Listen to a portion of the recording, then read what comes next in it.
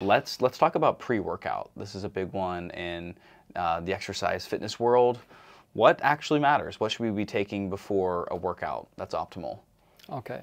For those that are listening, I'm holding up my little espresso cup here, right? Because to be honest, the best pre-workout drink is just caffeine. Pretty straightforward, because it's going to give you a lot more energy for working out. So you're going to get a much better workout. Also, caffeine reduces post-exercise muscle soreness by 50%. 50%? Yeah, yeah. I did not know that. I've never heard that. Yeah. So to be honest, before I work out, I just think, get some coffee in without having to spend a fortune on all these weird pre-workout supplements. There's very few things that I think actually, again, making sure your electrolytes. I was going to say, we recommend sodium Element. or the Element drink. I definitely think caffeine is good. We can talk about it another time. The only other thing that I from time to time, I'll do it is the nitric oxide things, which really help with the blood flow and the pump. So, but in general, look, I think bottom line, you don't actually need to take anything. I mean, the sodium thing it depends how long you work out for, because obviously you don't want to be dehydrated. So you've got to be hydrated, and the minerals are the most important part. After that, like I said, little coffee.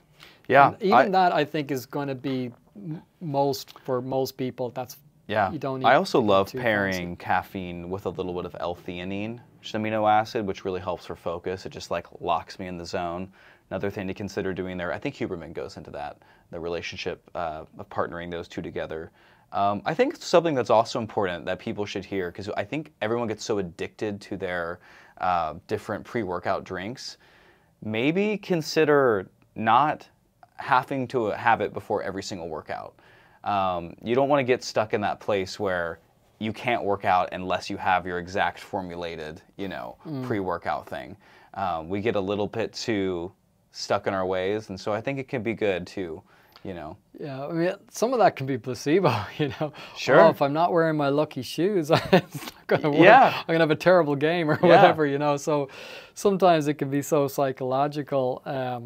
But yeah, I mean, like I said, I just think have some coffee before you work out. That's a lot of what I do, these man. pre-workouts, it's just because they have caffeine in them anyway. Yep. And even when you look at the amounts of some of these ones, it doesn't even make sense, because it's not the right amounts for the, again, they'll say, oh, this is in it and this has been shown to be this, but the type and the amount is not the amount in the study. I see that so many times. Are you familiar with beta-alanine? A little bit. Me too, a little bit. That's one that people are really into right now. So for people that don't know, it's in a lot of pre-workouts. It's what makes you itchy when you work out. But apparently there's some really good stuff. We could go into that later too. Maybe do a little research. Yeah, I think it's very specific in how it works, and depending on the type of workout and whether you're doing supersets or resting in between, it may have no effect, and for some people it may have some effect. So it's one of those ones, again, I love ones that are just clear-cut, like creatine. It just works. It works. It works. A lot of these other ones, and I've tried so many for HMB and all these other ones, and at best it's very marginal. Let me ask you something really quick about creatine. Do you need to take it before your workout? Does it matter? Dosage and when?